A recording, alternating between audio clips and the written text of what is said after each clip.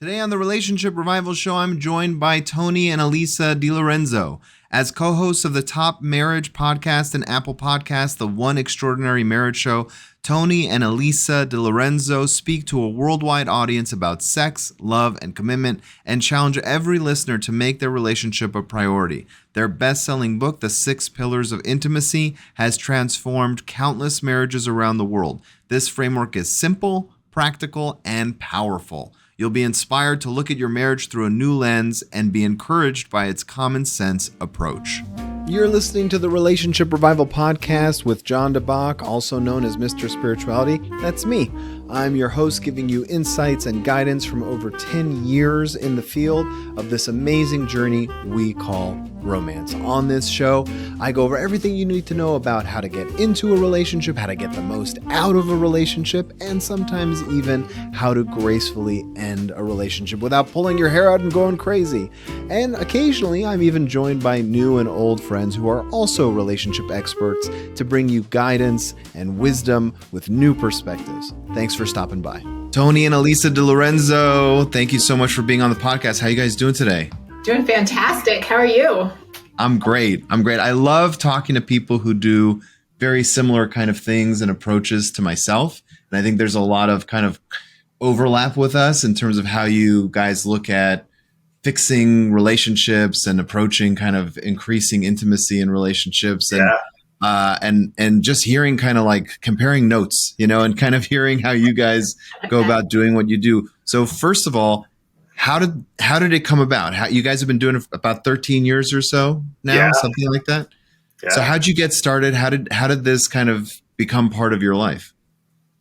Well, if we go back 15 years, our marriage was in really a not great spot. We had 2 young children at the time. They were 2 and 5, and we were doing the roommate thing really, really well. We could handle the logistics of lives, but the love, the excitement, what it meant to be married was just gone. And we were at a crossroads, and it was really that crossroads that has changed our life. Yeah. And with that crossroads, what we ended up doing is we took on a 60-day sex challenge. And that was the start. This is at year 11 of our marriage. And we just knew at this point in time in our lives, we had to make some changes because we had 3 choices at this point, John, really. One was either hang out till the kids turned 18 and then get a divorce then. 2, get a divorce now and just like, let's go on our own separate ways. We'll deal with co-parenting in separate households or just dealing with, what happens when you divorce. Or C, like, let's get radical. And so Alisa and I chose that third one. Let's get radical. We attempted and completed a 60-day sex challenge. We finished 40 out of 60 days. But through that, we learned it's a lot more than just sexual intimacy. Mm-hmm. Like, I think you got to back up and explain what a 60-day sex challenge is so that everybody's kind of on the same page. So we had committed, Tony had proposed the idea that we would have sex every day for 60 days. And how many years into the marriage was this? We were at 11. 11 we celebrated years. 12 during. So for a lot of marriages, that's more sex than the first 11 years. Yeah. Oh, absolutely. 100%. Absolutely. It was more sex than we were having. I mean, cumulatively, it's what I'm saying. It's crazy. Because there's this idea that sexual intimacy is supposed to fall off, right? That the longer you're married, the less sex you should be having.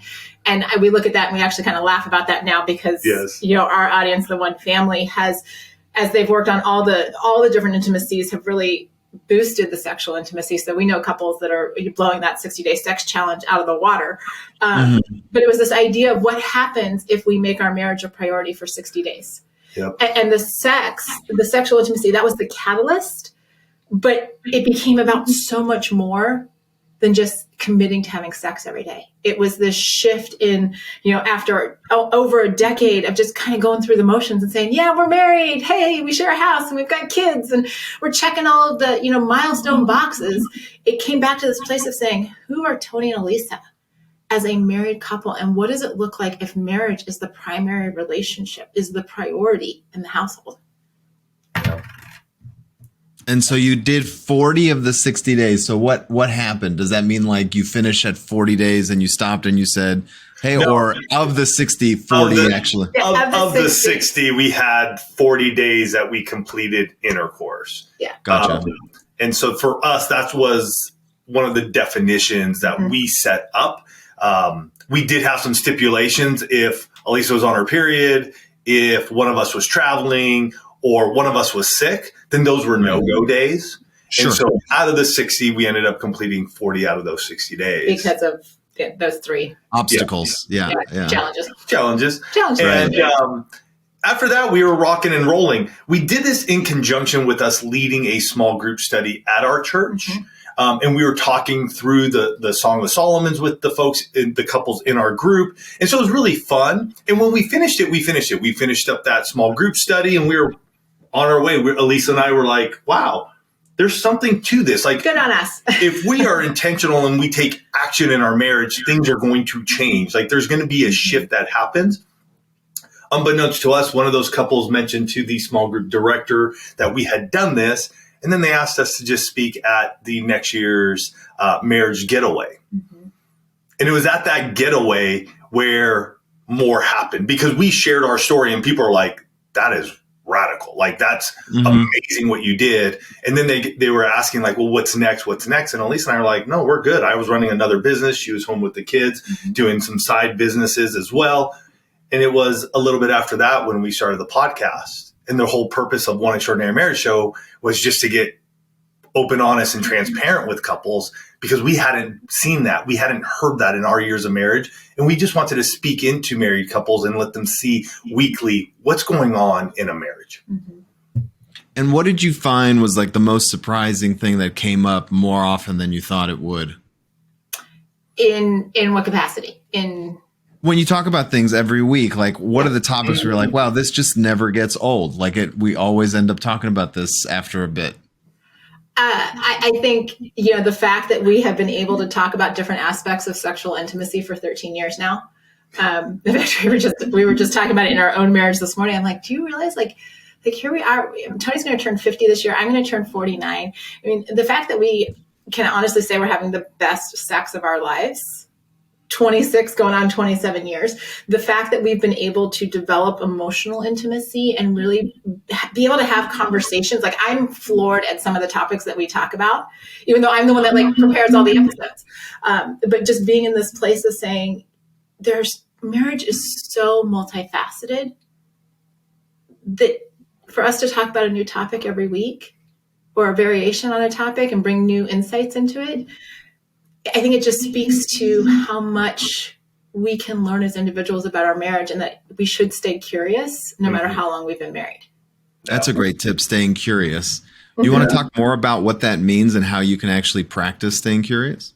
Yeah, because this is a concept I talk about with my coaching clients a lot. Yep. I deal with a lot of couples, specifically kind of in that 15 to 30 years married. And so, you're way past the dating stage. You're in the middle of all the kids. Your career is going. And it can feel really like this relationship is really comfortable. I know you. Like we've been together for so long. I mean, Tony and I have been together. We were just in Boulder where we met. We've been together almost 30 years. That's a long time. Yeah. But the going on 50 version of Tony is not the same guy that I met when he was 21. Right. And so if I'm not actively asking questions, hey, what are your dreams? Yeah. What do you want to do? What gets you excited now? What worries you? Mm-hmm. Right? What are the things that you thought we were going to accomplish this year and we haven't, or you thought we were going to accomplish by now and we haven't? What are the dreams you have for our kids? What do you want to do with the business? If your spouse is employed, like, what do you want to do in your job? Are you happy? Mm-hmm. What lights you up? I mean, these types of questions that and then sit back and be quiet. Don't do what I just did and ask 10 questions. But be in the place of saying, I just want to know who you are. Yeah. Because the one thing I found in coaching is that most people just want to be seen and heard. Yeah, I would agree with that. I would agree. When I have therapy clients sitting on the couch, I mean, I think it's a way that this comes up, and tell me if you guys feel the same when you're dealing with your coaching clients, is when they say like, well, we already know everything about each other, or the conversation's gotten boring, or like, I'm sorry, but like, I don't want to hear the gossip that she has of like her work friends. Like I just tune out. That's kind of when you're like, time to kind of revisit who you actually are And I have lists of open-ended questions that I'm sure you guys do too, that you hand off. Because I do find I don't know how often you suggest to go through it, but kind of my cadence is like, you should be asking all these questions on the list at least once a year. Like, it's like if there's 30 questions, like there should be 2 or 3 that come up on a date night, and like it should last you a year. Well, and that's why I love, a lot of times I'll refer couples even to, tools like conversation cards, because I'm like, just shove it in your pocket. He can put some in his wallet. Ladies, you likely have a bag, or, everybody's got the attachments now into their phone. So you just, for the credit card, I'm like, stick a couple cards in there. And when you're out, ask a question. We keep decks in our car. There's decks in our glove box. So if we're on a drive, it's like, hey, just pull something out. Because it can be really hard. One of the challenges to curiosity is that over time, you can just be like, what do I ask? And so having the open-ended questions or other prompts really becomes a valuable resource for couples. Yeah, that's a great tip, to just have a couple always at your disposal. When you talk about building emotional intimacy and physical intimacy, which one do you feel, if you had to start with one, is the better way to kind of jump things off for a couple? So in the most recent book we wrote, The 6 Pillars of Intimacy, I describe emotional intimacy as the workhorse. Because the ability to, through verbal and nonverbal communication, express what it is that you want, what your desires are, and all of those various nuances is what drives being able to talk about your physical intimacy, the non-sexual touch, be able to talk about finances and, spirituality and sexual intimacy and what did I leave out?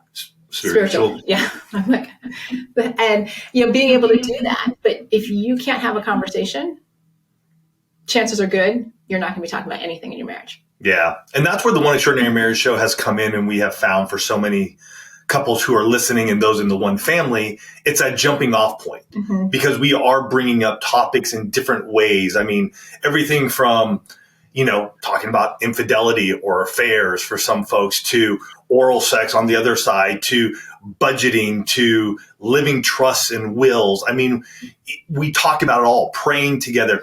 And the podcast has become that place where folks and couples have been able to strengthen their emotional intimacy because they hear Alisa and Tony having a conversation. And yes, we have our episode notes and we know what's going on.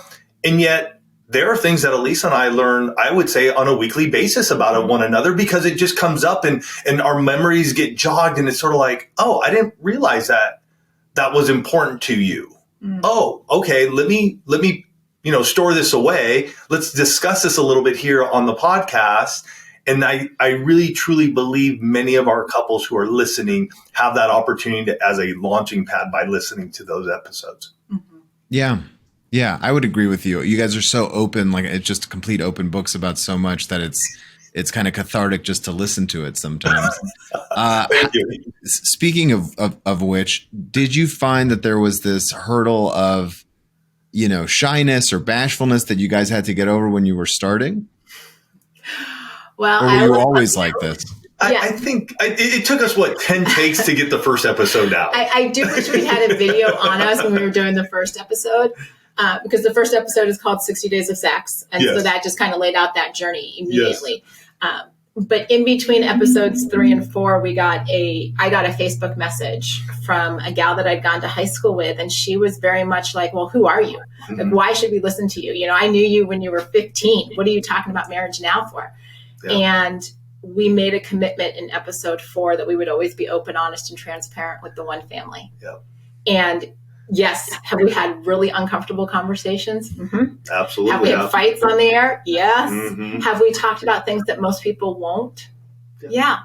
And the reason that we've done that, and because it builds our marriage. And we know that if we can impact one marriage, I mean, that's where the name comes from. It's One Extraordinary Marriage. If our mission is to impact one marriage.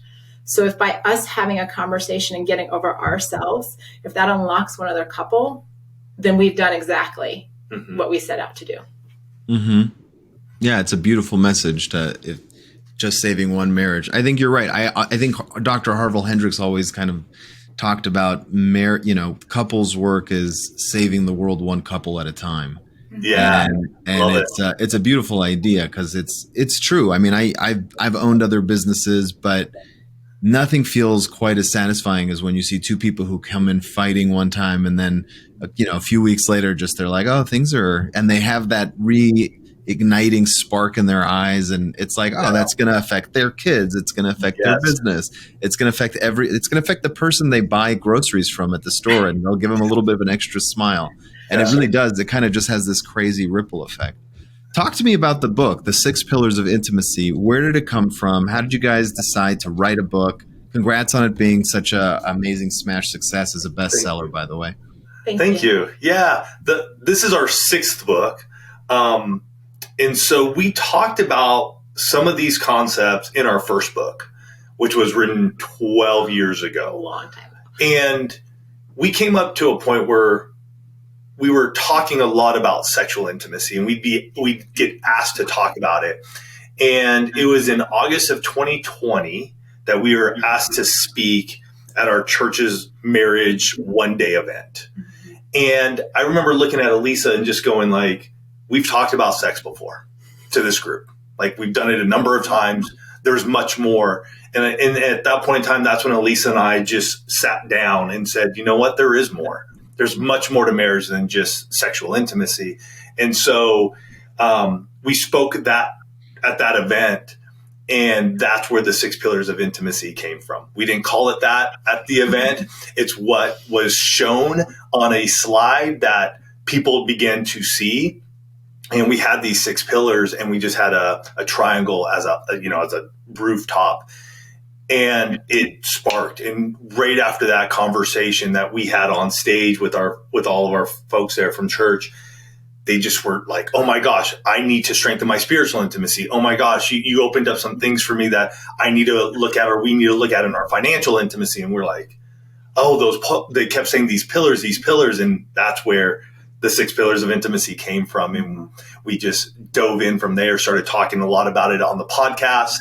And then in November 21 is when we released the book. And yes, it's been fantastic. Yeah, because it was really, intimacy and sex have been so closely intertwined in linguistically, at least. Yes, thank you. I was like, what is the word that I'm looking for? And so to really expand that for married couples and just say, I mentioned in the book, like, you can't be having sex 24 hours a day. Right. So how can you develop that closeness and connection, that intimacy in all of these other areas of your marriage, so that, yes, you have great sexual intimacy, but you feel strong in every area, or you have the vocabulary to address the areas where you feel weak, where you have cracks. Yes. And I think that's been, just as we've seen over the last, I guess it's a year and a half now that this book's been out, people being able to identify what's happening in their marriage, and then because they have the language, are then empowered to go and take action on it. Yeah. Do you find that one of the pillars comes up more than the others? In terms of strength or weakness? When you're talking to people, like, we need help with this pillar. I know, just because I ask for which pillar on my coaching application, I ask for which pillars people want to work on first. And I will say the emotional intimacy and sexual intimacy. So the 2 that anchor are probably the 2 that come up most common. Yeah. When you're dealing with men and women, is there a pattern of what you see in terms of what men, let's tackle them one at a time, like in terms of men with sexual intimacy, what the kind of main complaint or hurdle is that you see versus women? I think for a lot of men, what I hear very often is that there's a lack of sexual intimacy in the marriage, and they don't know where that's gone awry or how to get that back. Can we expand on that, though? Because when it comes to sexual intimacy, we expand on that, John. It's not just sexual intercourse. It's everything from initiating to foreplay to sexual intercourse. Yeah. And I think that's one of the big things we wanted to bring to the table, is that your sexual intimacy isn't only having sex. Yeah. It's how are you initiating? How are you romancing? What does foreplay even look like for the 2 of you? Because we know many in the one family where sexual intercourse is actually, it hurts. There's medical issues going on. Mm-hmm. And so helping them to say, okay, can we still initiate and have foreplay? Can we still be sexually intimate without intercourse has helped, I think, a lot of folks. But most people don't have that expanded definition unless they've read the book or have listened to the podcast. A lot of people will come and say, hey, we're not having sex. Yeah. I'm in a sexless marriage, or, it's infrequent. And so that's where a lot of men come from. And even I literally was just working with a couple this week, and they've been sexless for the last 10 years, and due to menopause, other health issues, whatnot.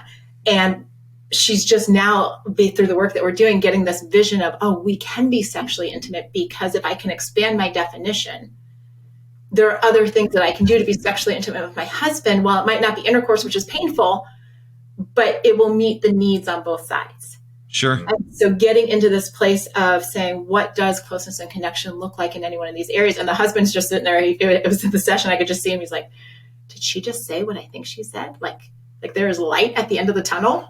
And he's just like, I'm almost afraid to move right now. But it was well, so what is it that men are missing when they hear because I think it was somewhat of an obvious answer, but I wanted to confirm, because I don't work as much on the sexual side as other therapists or couples counselors. So it's kind of interesting for me to talk about it. It's not one of my big specialties. So, but the assumption is that men want more. Generally speaking, there's always exceptions. There's always a higher drive possibility of it being flipped. But in those instances, what are they missing out on, and in terms of how to talk about it to their spouse, and what is missing for the wife in that situation where she doesn't want to engage? Well, a lot of times there has been a breakdown in the emotional intimacy. Mm-hmm. There are hurts. There are resentments. There have been wounds that have happened in the marriage, and that could, wounds kind of like a capital W, just kind of encompasses everything, where they haven't worked through their stuff. And for a lot of women to be sexually intimate, she's got to feel emotionally close. Right. And so if she's not, and he's just like, hey, baby, let's have sex. And she's like, you know what? I don't like you right now. She may be a warm body in the bed, but she's not a willing participant. Mm-hmm. And so working with a lot of the couples that a lot of the work that I do is getting couples to understand, hey, what do we still need to work through? What are those hurts? What do we need to let go? Where does forgiveness need to come into this? What do we need to heal from, so that we can get to a place where our emotional intimacy feels really strong, and we both desire sexual intimacy, that it's no longer weaponized. Right. Like, I'm not giving you sex because I don't like you type of thing, but I want sex. So I'm not going to talk to you until we have sex. And so get everybody off of that chicken and egg. Yeah. Yeah. It shouldn't be used as bait or punishment. I agree. 100%. You talk about healing these wounds. Do you have a structured kind of approach, or does it come along with just increasing emotional intimacy to kind of heal those wounds in a relationship? It really depends on, sometimes the healing, and I'm not a trauma specialist. So if I recognize that somebody is talking about, sexual abuse or past trauma or anything, I will actually refer people to find a trauma specialist, because I recognize that I'm not going to overstep. What I can do. But I think that's probably a minority of couples where it's like trauma with a big T. Correct. Yeah. Correct. But I like to make that clear. As the emotional intimacy builds, as couples start to identify what both of their roles are, because the reality is that every dynamic in a marriage, whether it's sexlessness, whether it's lack of communication, is a result of both his and her actions. And so identifying, when did that go awry? Mm-hmm. What do I need to forgive myself for? What do I need to forgive others for? What are the scripts? I spend a lot of time working with my clients on the scripts or the narratives that they have rehearsed and rehearsed and rehearsed to the point that it's true. Uh-huh. And while it might have been true a minute ago, or, for a minute 20 years ago, let's get the new narrative. And then work through bringing in different accountability exercises and whatnot to really strengthen them across all the pillars.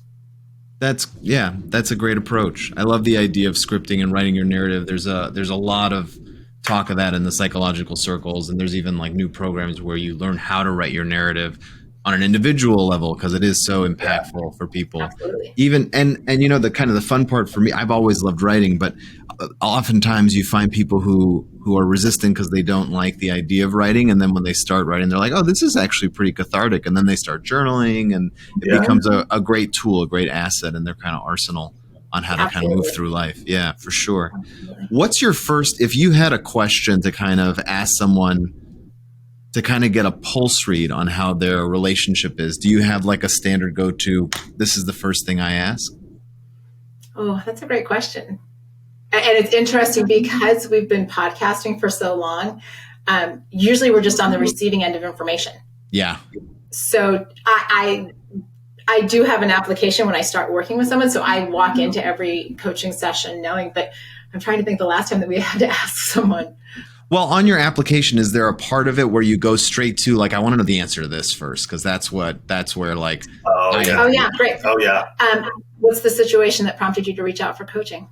Yeah. The voluntary kind of, this is what's going on. And yeah, that's the way we usually start too. It's like, what are your goals? Why are you here? Yeah, for sure. And why now? Because, I mean, I'm sure you know, and you probably see it with your clients, couples will wait years. Yeah. Often to get to that almost breaking point. And so, typically I will ask people, I'm like, why am I here now? Yeah.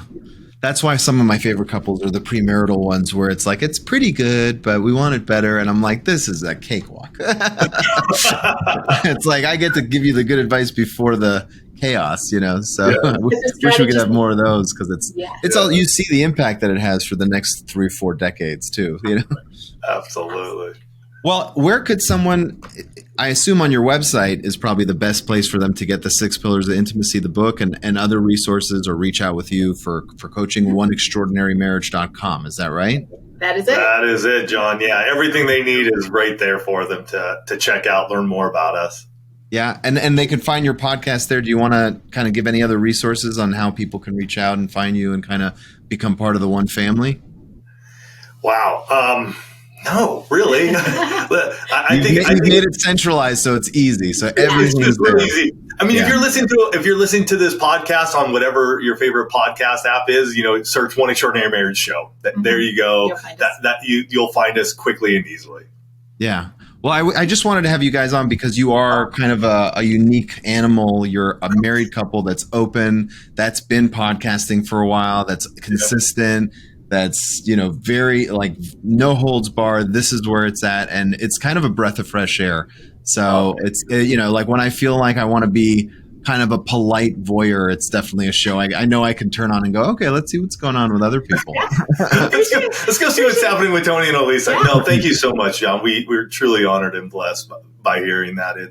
It's what we're all about, being open, honest, and transparent and changing marriages. If you're interested in learning how to get the absolute most out of your romantic relationships, then you're in luck because I have put together a free workshop or masterclass, if you will, about 3 secrets that people in happy relationships have discovered. You can view the workshop at mrspirituality.com/3 secrets. Again, it's completely free. Just go there and watch it. It'll help you on your journey, give you some wisdom, some things to think about. The website again is mrspirituality.com/3 secrets. That's mrspirituality.com/3, the word secrets. It's all yours. Enjoy.